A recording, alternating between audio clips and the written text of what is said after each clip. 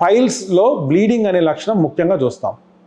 అది పెయిన్ వల్ల associated pain అన్నా ఉండొచ్చు, పెయిన్ లేకుండా కూడా ఉండొచ్చు.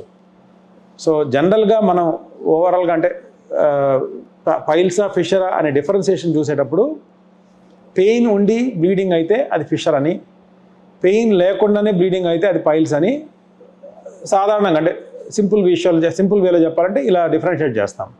అట్లని చెప్పి హెమరాయిడ్స్లో పెయిన్ రాదని కాదు, మోస్ట్ లైక్లీ అటు రాదు. ఎవరికైతే మోషన్లో బ్లడ్ వస్తుందో 100% అది అబ్నార్మల్.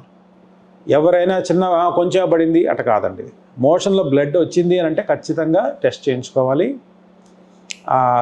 మొదట ఒక డాక్టర్ దగ్గర చూపించుకున్న తర్వాత అవసరమైతే కొలనోస్కోపీ, సిగ్మాయిడోస్కోపీ, కొలనోస్కోపీ అనే టెస్ట్ కూడా చేయించుకోవాలి. ఎందుకంటే క్యాన్సర్స్ ఉండే వాళ్ళకు కూడా ఇలా హెమరాయిడ్స్ కానీ పైల్స్ కానీ వచ్చే అవకాశం ఉంది, లేదా బ్లీడింగ్ అయ్యే అవకాశం ఉంది. సో మనం ఖచ్చితంగా అట్లాంటి సీరియస్ ప్రాబ్లమ్స్ ఏమైనా ఉన్నాయా లేదా అనేది మనం నిర్ధారించుకున్నాకనే నెక్స్ట్ ట్రీట్మెంట్ గురించి ఆలోచించాలి.